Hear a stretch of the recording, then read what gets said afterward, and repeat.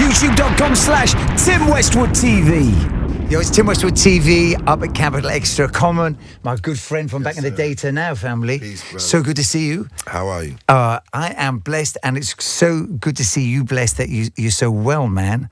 You seem like... just seem to be getting younger. Well, man, you look great too, man. I'm just glad to be here. Yeah, glad man. To be putting out music. Yeah. It's a great feeling. Yeah, for real, man. Mm-hmm. Because we're from a different generation in this game, man. Yeah. Like an era of where rap was in a totally different place. And to still be relevant and still have a new album coming, have an amazing single, Her Love, out there. It really, it's been an amazing journey. Yeah, well, I think, as we were talking about, like, the evolution comes with us being, like, in tune with what's going on. And, like, just hip-hop evolves, the music evolves, life evolves. So, like, being humble enough to know that you learn and grow and also respect what's the progress of the music. Like, for me, and as you talk about Her Love, it was me really giving homage to and paying respect to the new artists, because new artists are doing dope hip-hop and they expressing hip-hop and moving it forward. So I felt like all this music is done for us. I wanted to give respect and love to the culture. Just embrace it. Yeah. And it was interesting because you start off talking about two DJs and a mic, and that was just reminded me of Main Source for some reason. That's where they used to have two DJs. Two DJs. I mean, it does. Like, it was only a few groups that would have two DJs and one mic. But I was also, when I was thinking about that, I was just thinking about, like, being at, like, clubs and hip-hop events where it would be multiple DJs and just people rhyming. It just made me think just hip-hop, man. Like, so as I started going into that song and writing that song, it started to evolve from that Main Source, like, feeling into what Kendrick Lamar is now, or what Chance is now. So, and everything in between that has been something that, for me, that I've been able to, it's like a relationship. At times I'm like, man, why did hip-hop change? And then I've grown to be like, man, it's a beautiful thing. Like, I love where it is. And like you say, the way the music connects with people and artists are expressing themselves, I just love it. And, you mentioned Kendrick and Chance and people like that, and you can see the legacy from what you were doing, like making music which is uplifting, spiritual, conscious, thoughtful. Like, you see your legacy continues on, man. Yeah, I mean, I definitely get inspired by those artists, and I think they, like, Chance is somebody who innovates. Kendrick innovates. J. Cole innovates. YBN Cordae, they, like, these are No Name, the artist No Name. They like, when I hear them, I'm like, oh man, that's inspiring. So, and that's what I always loved about MCing, is like, you hear other people, it makes you want to get better. Yeah. So, I think that, they do bring a spirituality to it. They bring some relevant like topics that's going on in life. And they challenge the system in a lot of their raps. So I love that. And it feels for me like Her Love, you seem personally in such a better place than when you made I Used to Love Her. Yeah. Do you know what I mean? Yeah. It just feels like you've fallen back in love with it. Yes. Yeah. I mean, that's the beautiful thing, is I got to look back at I Used to Love Her, and I'm very grateful for that song, because that song is like, it really, like, made people know who I was. I had released the album before that, but people didn't know, like, it didn't get out there. So when I released I Used to Love Her, it was complaining about hip-hop losing its purity and it becoming commercial. But as I said, like, as I became an adult, I'm like, well, life has to evolve. Like, a person, like, I personify hip-hop, and a person has to change. A person has to grow. And sometimes you're not always happy when they change it, but eventually, if you really care about them, you're like, man, I'm glad you grew. And that's how I feel about the culture. Absolutely. And you can fall in love and fall out of love and fall back in love. Yes, man. And I also think I Used to Love It actually spoke to a whole generation of people who grew up on, you know, like Raucous Records, Yeah. on what you were doing out there and what you represented. And I think it was right that you represented for them because, you know, there was a lot. As the new eras of hip hop came, a lot of people couldn't relate to it, and they weren't meant to relate to it because they were of a previous generation. They had their music when they were young, and you know, this new music for the new youth wasn't for them. And I think you summed it up well with "I used to love her," but you also sum it well that you can fall back in love with it, man. Yeah. I mean, it's really rewarding and like refreshing for me to really like love the music and love like It's funny, I really honestly started working on this album, the new album, Let Love, and started really like listening to a lot of music because I was DJing. I was going to DJ I was gathering a lot of my friends and we were going out like having fun. And I was going to I was DJing on the boat we were going out on. So I started listening to all this music and it made me just fall in love with the music again and actually be like, man, this music is like the gift that God has given us that we get to like listen to this music and I get to be a part of it like by writing songs. I was just like falling in love with it. Man, as you said. And DJing is a great discipline to get you focused on, you know what I mean? Yeah. It's a great, That's why when I brought it up, I was thinking like, I gained a lot of respect for the DJ too. Like you all have a lot of like, y'all do a lot for people, like, and it's tough when you DJing and somebody might want you to play something. Somebody walk up to you talking about play this, and you're like, wait, I got something in mind. So I felt that vibe. So what was it like? So were you DJing a lot, or was it just particularly for this boat party you on? It was particularly for that. But I got the experience of you got the vibe, you got the vibe on that. It gained. In fact, my DJ who I work with for so many years, DJ Dummy. Oh, Dummy's the greatest. The greatest. I said, man, look, dude, I respect y'all a lot, man, because you got to really know how to fill out a vibe and a party and like make and know, oh well, this record is working, this record is not, and kind of get the gist of what, and to be able to go into different like crowds and rock, you know, like whether it's a young crowd, a older crowd, a crowd that's like into different styles of music. You got to be able to rock that. Yeah, a birthday, whatever, a wedding, whatever craziness. Exactly. Yeah. And Dummy's out there now. He's working hard as a DJ. Is he? He's not in Miami, is he? No. He's in LA now. He's out there working. Yeah, he's working. He's producing. Yeah. He he toured with J. Cole and myself. Yeah, that was the last time I see him. Yeah. And then so the album, man, like obviously this time round, as always, a labor of love, man. Yes. Like powerful. Yeah. Well, the title was Let Love. Let Love. Yeah. And the album.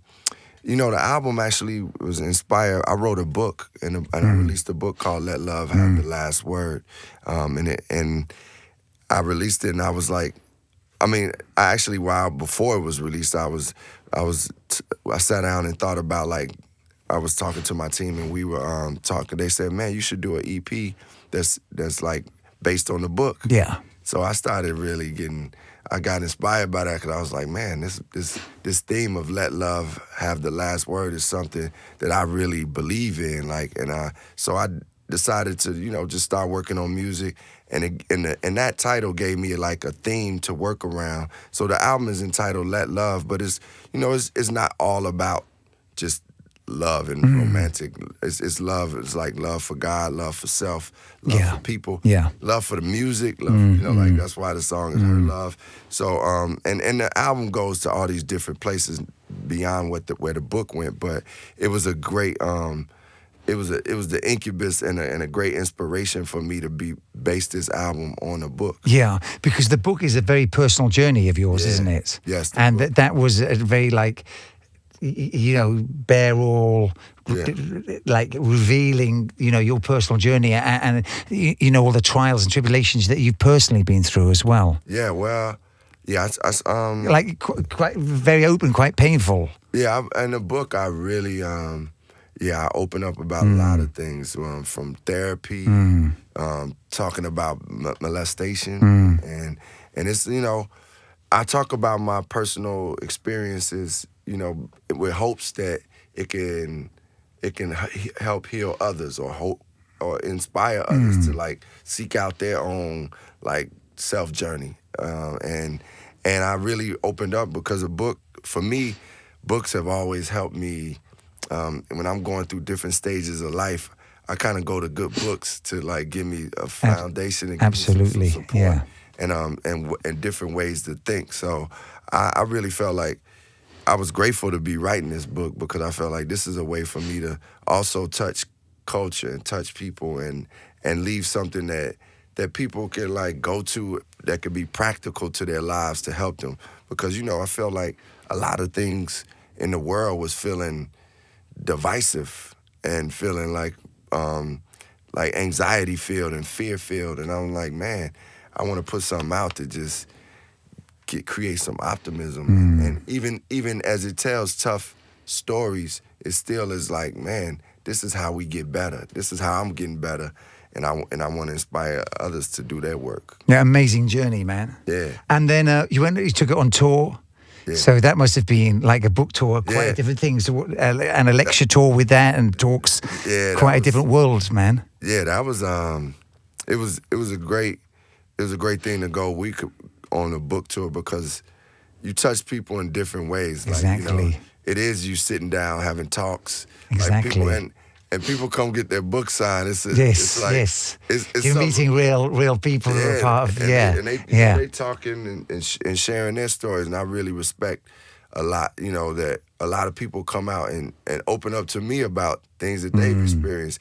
But the book tour it was powerful conversations, because a lot of the things that I'm talking about in the book, like, we were going to churches, we were going to community places, and all over the country, all over the U.S., talking about things that, like, I don't feel people in the Black community we haven't discussed, like whether it was therapy or like dealing with child sexual abuse and those things, like just stuff that we don't put out on the table. Yeah, some real taboos. Yeah, so it was it definitely was like taboo stuff that we needed to address, and I felt like the conversations were making people go home and reflect, and it was powerful. Yeah, and good to connect with your fans as well, who've been with you since day. That was the thing, Tim. Like, for me, it was certain places we went. It would be, I would sign 100, 200 books, but it wasn't. But it was like, man, it's about connecting with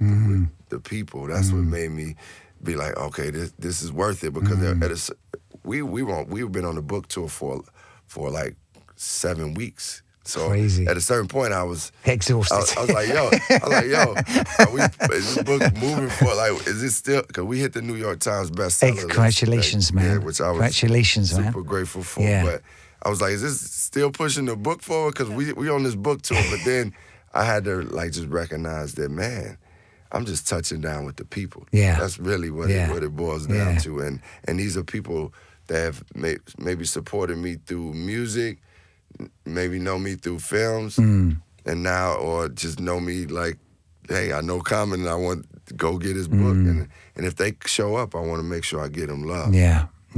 What was the journey of therapy like for you, man?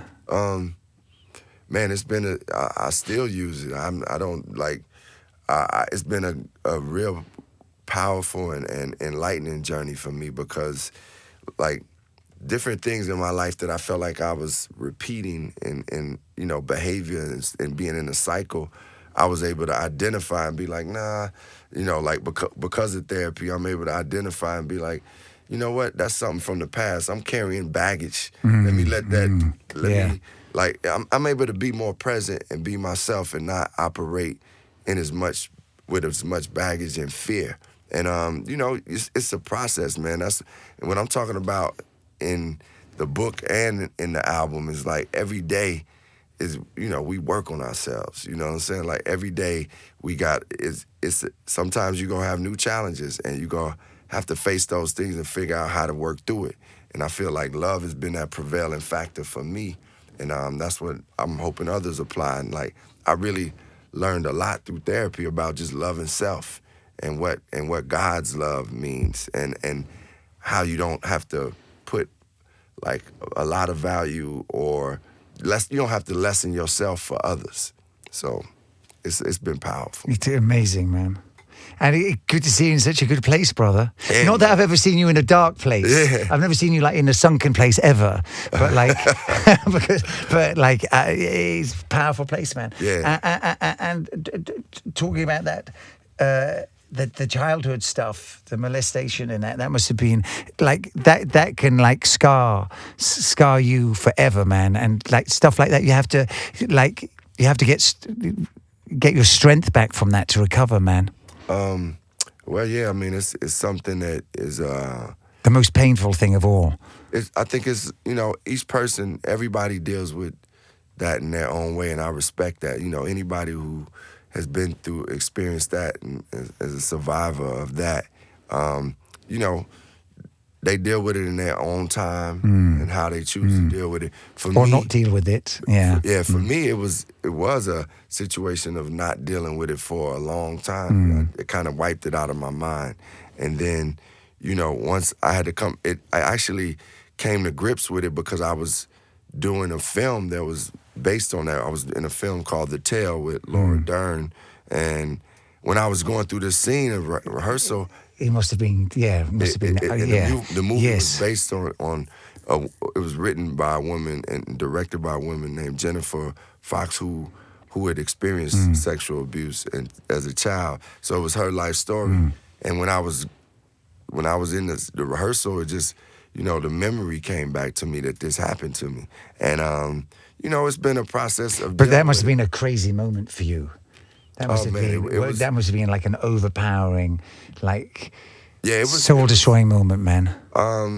It was one of those moments, like, man, like where you kind of almost feel like, am I here? Did this really happen? Yeah. And as those memories started to flood my mind, it was a reality that it did happen to me. So then I was just like, okay, how do I deal with it at a certain point? And it wasn't immediately at that moment. And that's why I'm saying, for survivors and people who have experienced this, each person has to deal with it in their own way.